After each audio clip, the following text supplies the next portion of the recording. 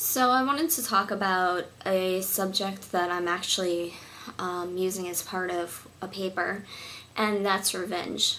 I got my inspiration from a short story that I read for my English class that I've read it before my English class. It's Edgar Allen Poe's The Cask of Amontillado, and it's actually one of my favorite stories. Well, short stories, I mean,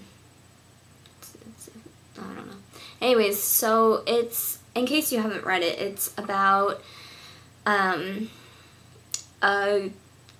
character, like, it's never established what this character named Fortunato did to the main character of the story and the person who Poe's telling it from their point of view. It's never really established what this Fortunato character did to him, but he's seeking out revenge on Fortunato. So he tells Fortunato that he has a cask of Amontillado, and it's this incredibly rare wine. And Fortunato's a connoisseur, so Fortunato falls for his rouge. Fortunato follows him down to these catacombs where the main character says that he is hiding, where he has the Cask of Amontillado, and basically in the end he ends up bricking Fortunato into a hole in the wall, and by the end Fortunato is dead. Fortunato was actually sick to begin with, so when he bricks him behind the wall, Fortunato had a cough, so when he bricks him behind the wall, it makes things worse, and Fortunato dies.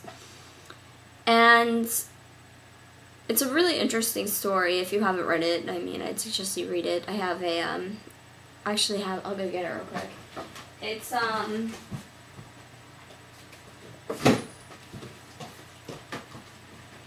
I wish I knew how to edit videos, but I don't, so I'm sorry, you're gonna have to deal with that.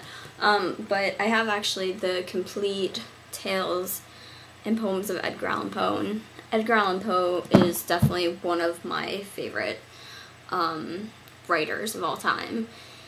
And he's also known as the father of short stories. Anyways, the theme of the story is basically revenge, and you kind of wonder what it was that Fortunato did to the main character to make him so angry as to kill him.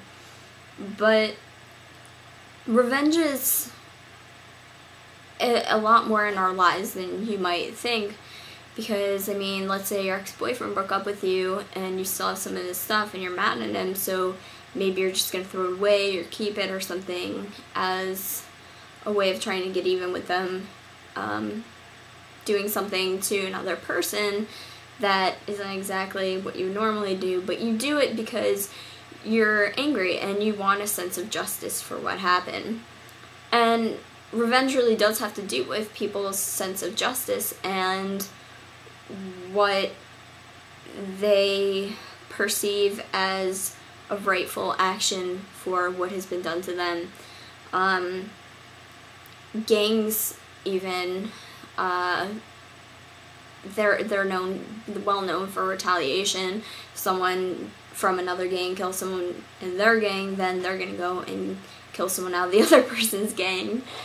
But it's not just necessarily with violence. It also has to do with, I mean, everyday life. I mean, if you're driving and someone in front of you is going really, really slow and you get really, really frustrated because they're gonna make you late or something, you might cut them off just because you're mad at them, and it's a form of revenge. There's a lot more forms of revenge than people think of on a normal basis, and so you kind of have to wonder where do people draw the line with revenge. A lot of times it has to do where people draw their lines and say that, okay, well, revenge is bad in that case, would have to be with taking someone's life or causing something to be such a terrible thing to someone else that it causes mental strife to them or whatever. But